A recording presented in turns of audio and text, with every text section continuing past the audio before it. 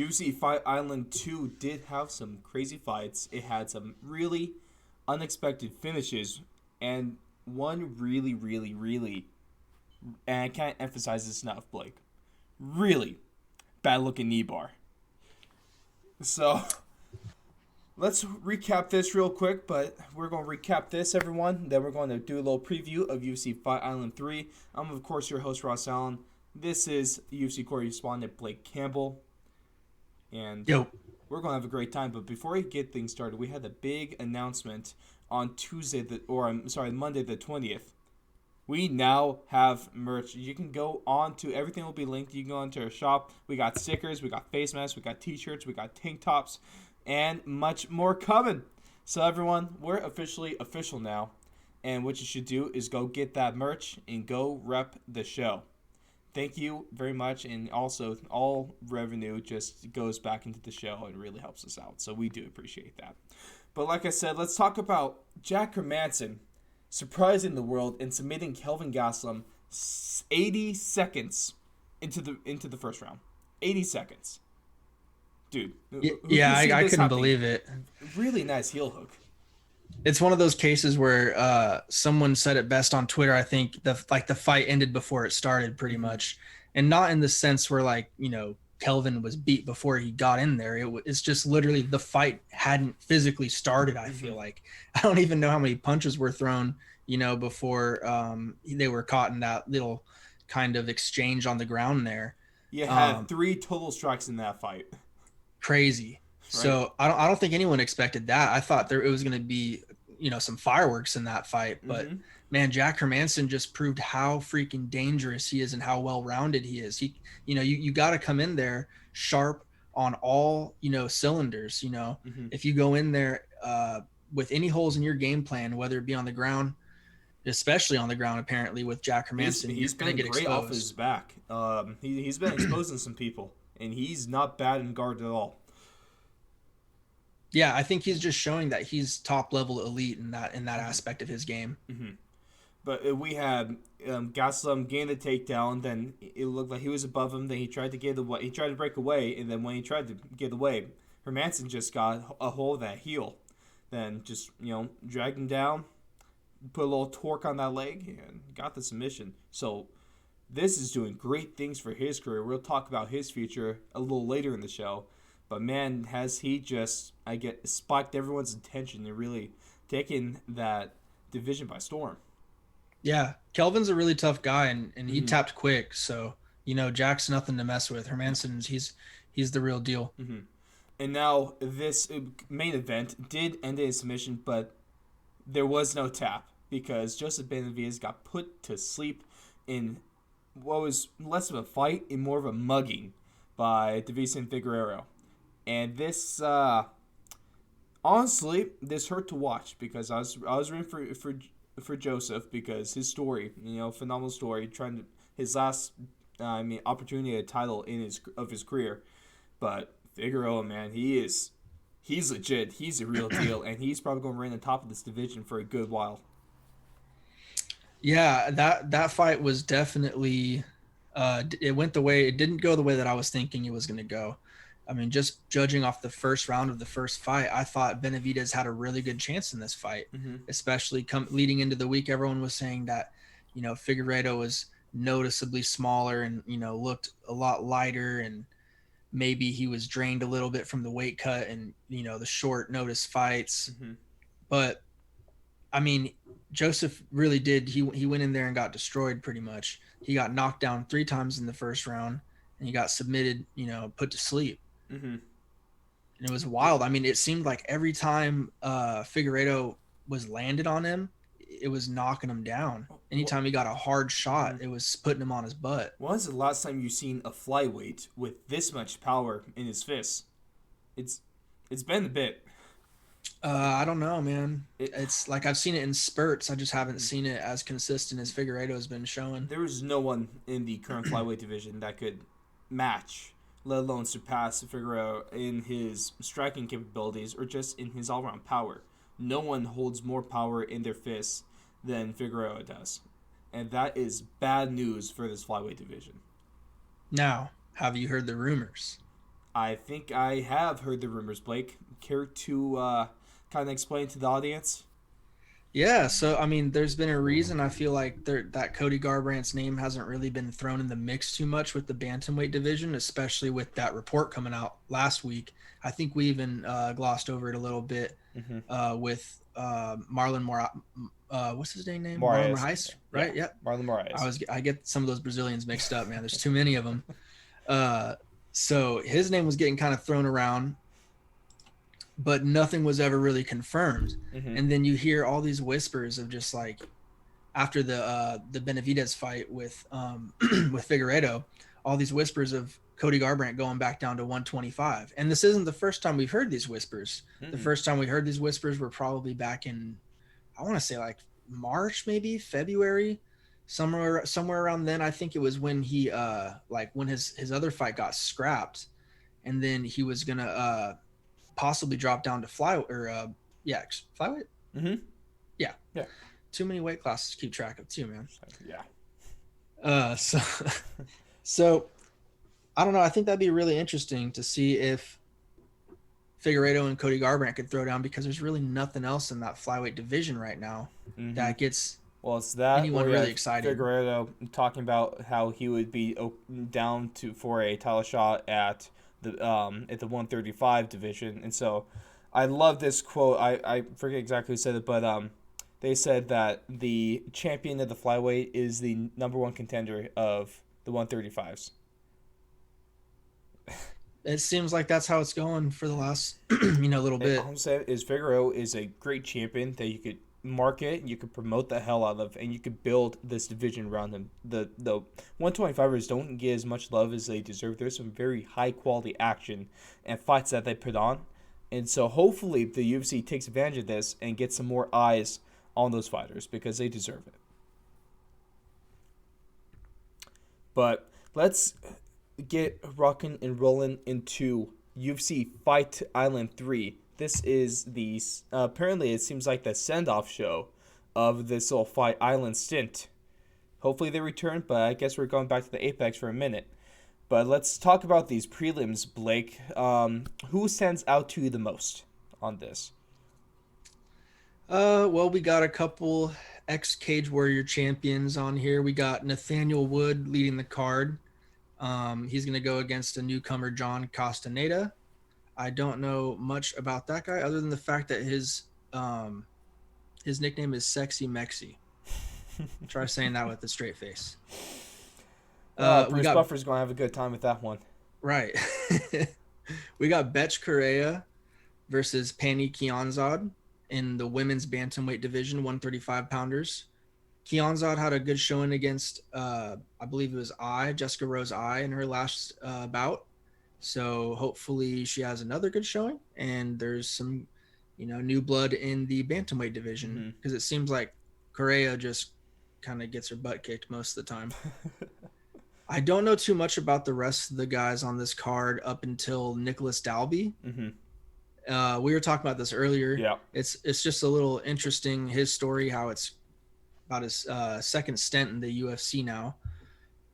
Hasn't had the best of results, but he's fighting a guy that he, also doesn't have the best of record. So this is a good chance for him to kind of get his career going in the right way. So, and Dalby, he's a Danish fighter, I want to say, and he's the other Cage Warrior, ex-Cage Warrior champion from Europe. So it'll be interesting to see how he hangs in there. Now on this main card, we get a if we want to talk about Tanner Boser in the prelims having a short turnaround fight when he last fought Felipe Lenz on June 27th. What about this short turnaround that's going to kick off the main card on Saturday night, Blake? Yeah, we have Kamzat Shemaev. I don't know if I'm butchering that or not. He fought on Wednesday's fight card at Fight Island, and I mean, he had just a dominant performance. And what stood out to me is just the fact that this guy, I mean, he was begging pretty much to stay. He was like, please, let me stay, let me smash these guys. He just kept saying smash, and it reminded me of Habib for sure. Yeah, right. So that was really exciting. But I mean, he didn't really have a boring fight either. I mean, he Hmm. was just beating the crap out of this guy the whole time. So it'll be nice to see him get out there on a short notice fight and see if this guy's just a scrapper and down to, just beat people up whenever. I'd be totally okay with that. Well, he did get that performance of the night at UFC Fight Island 1 via submission really early into round 2. And yeah, those dudes from that part of the world like to use the word smash, and they don't mess around when the octagon doors get locked.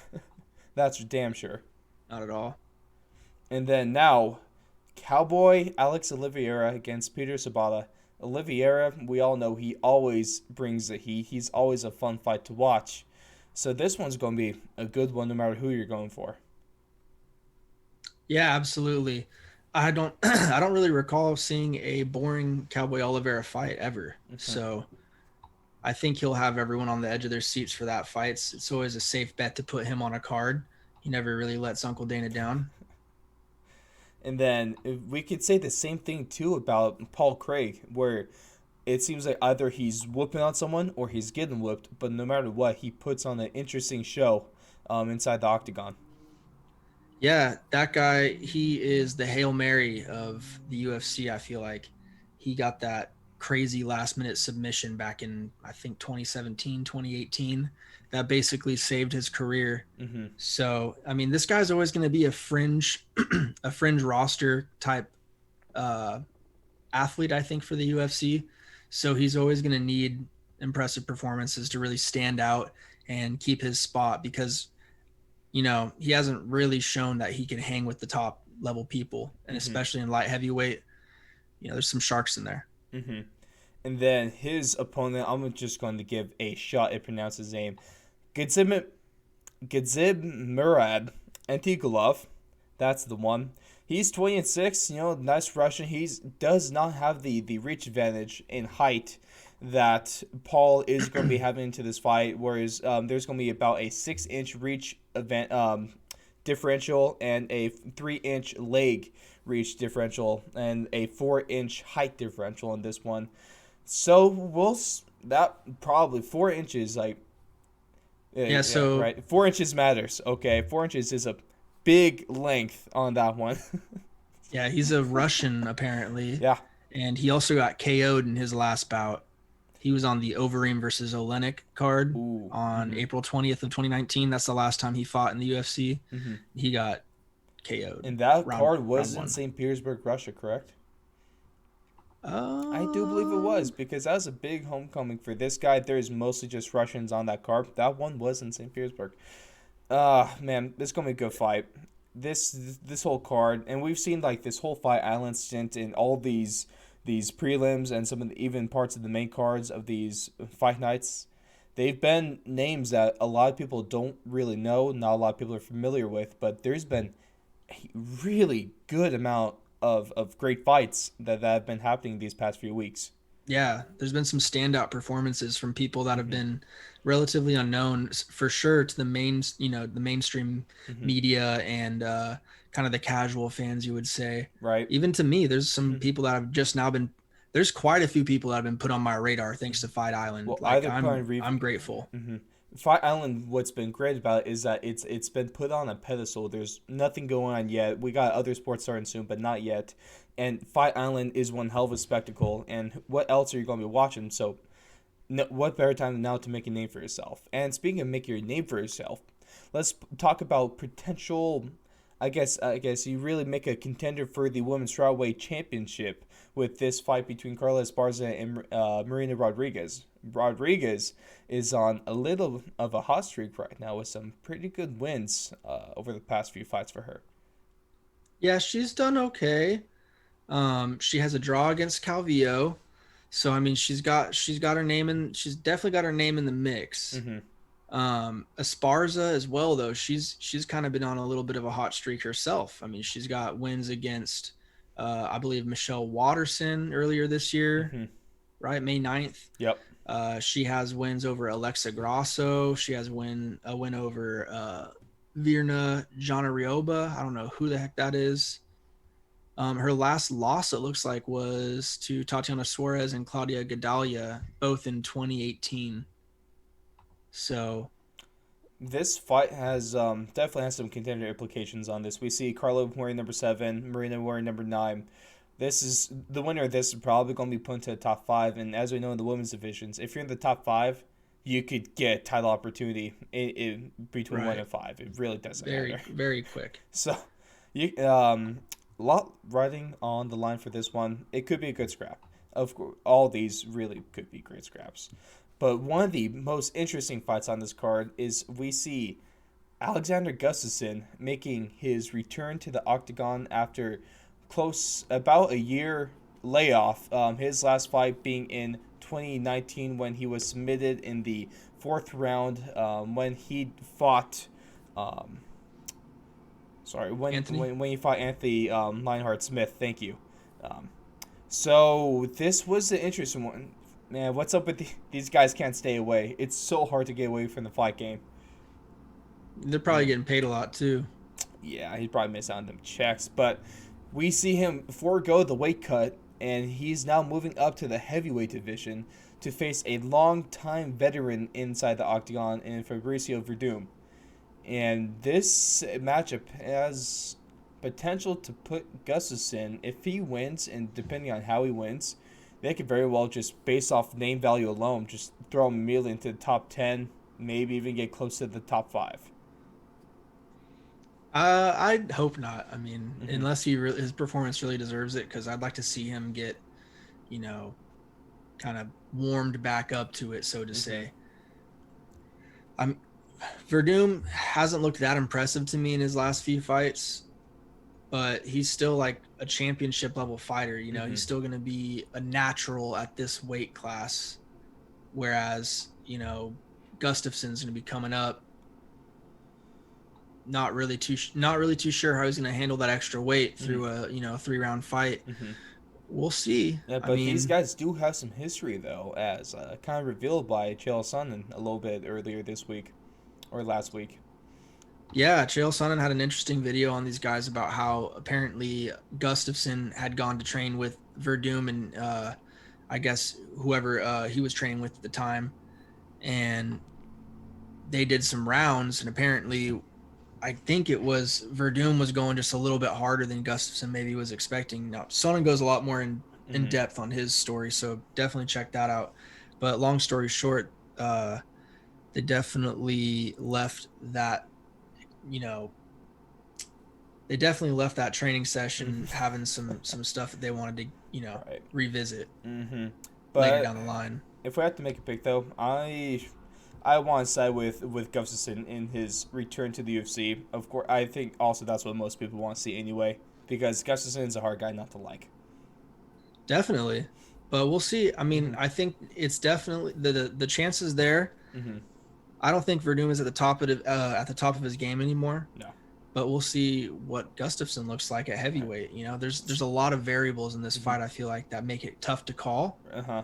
Because I mean, at least Verdum's been kind of active. Yeah, last even though fight he hasn't had the best results. Yeah, he's on 2 fights gate. Last fight was in 2018. No, Verdum. Yeah, he just fought Oleinik. Yeah. Back earlier this year. Oh yeah, that's right. Earlier this year. Thank you very much, Blake. UFC correspondent Blake Campbell, everyone. But we go from one longtime veteran to another in this co-main event of the evening in Shogun Rua, this guy's ridiculous. He's been fighting in the UFC since 2007, and he's still here, and he's still ranked. So, man, the durability of this guy is phenomenal. But now we're getting a little bit of a rematch. We did already see this fight. Let's see, back in what year was it now? 2015. Back in 2015, we saw this fight when he took on Antonio Rodrigo Nogueira. And Blake, you know what they speaking of Chael's son, we already brought the Chael's son, man. You know what they say about the black belt for the Nogueira brothers? Like getting a toy in your McDonald's kids meal. So let's talk about this fight. What do you see? What's like the real key that we have to focus on going into this matchup? I mean, these guys are old. and they're huge. Well, not really huge, but they're pretty big. Hmm. 6'1", 6'2", 205. There be some big boys in there. They're both Brazilian, right? They're both Yeah. Brazilian. I think it's gonna be one of those fights that's either ends quick or it drags on. All right. And seeing these two guys find in the old man's home real quick, but damn. I don't know. It I've could I've seen be. with these rematches as of recently, it usually goes the same way it did the first time. So To be I'm honest, I'd rather Gustafson's return to being the co-main, but take it or leave it. But let's get into this main event finally because there's a lot yeah, I riding. do agree with you too. Um, Actually, I think that would have been a better co-main. it would have been, but too bad experts like us can't work for the UFC. Dana called me, man. I already told you. I don't know, We but what if he just sucks though? That's the thing too. I It kind of think covers them at both ends. I don't know. It might be worth the risk. It might be worth the risk. But this middleweight bout between 5 ranked Darren Till and 1 ranked Robert Whitaker is probably it could very well be a title eliminator match. And we're probably going to see the winner of this one. I like to see the winner of this one take on previously mentioned Jack Hermanson for the #1 contender, unless the current #1 Robert Whitaker just goes out and starches Darren Till, which I don't see happening. But this fight has fireworks and Five Night written all over it. Yeah, this is going to be a really interesting fight.